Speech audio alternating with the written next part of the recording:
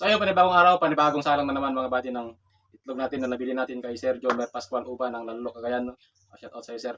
Ah, maraming salamat. Pero bago lahat yan, lagyan muna natin ng markings itong mga itlog natin dahil yung DIY incubator natin ay manual. No? So samahan niyo ako. Ito pala nabili ko kay Sir na itlog ay itlog ng RIR. Dahil mabait si Sir, nagbigay rin siya ng 3 piraso nitlog ng Black Astrolorp na free niya. So maraming salamat, Sir. So samahan ako.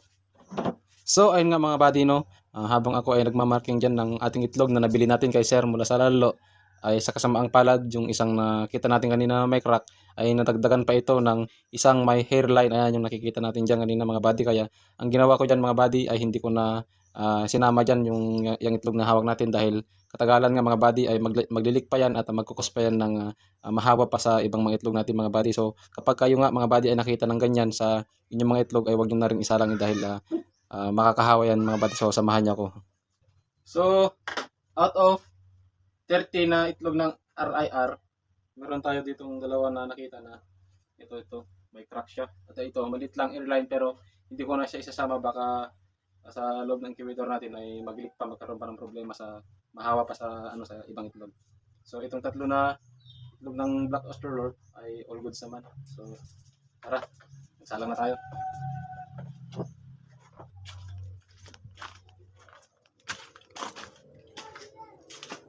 Ito pala yung DIY incubator ko, no. Karton lang siya.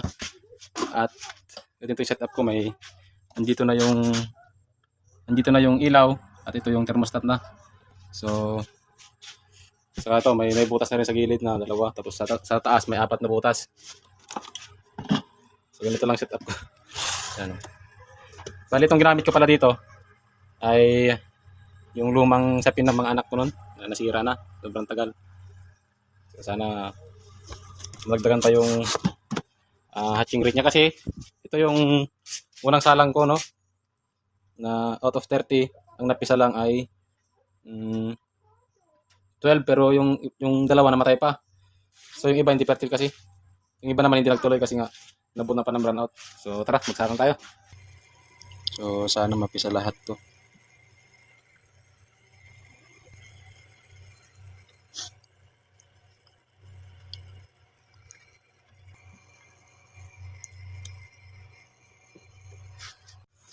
So, ito na lahat yung naisalang natin, no.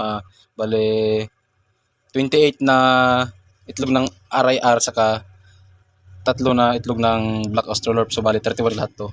Ang date ngayon is October 24, 2025. So, expected natin to na mag-hatch sa November 15. November 15. Tama, November 15. So, yun. Update ko na lang kayo sa mga susunod na araw kung anong mangyayari dito sa mga itlog natin, no, mga buddy. So maraming salamat. Kaway kaway.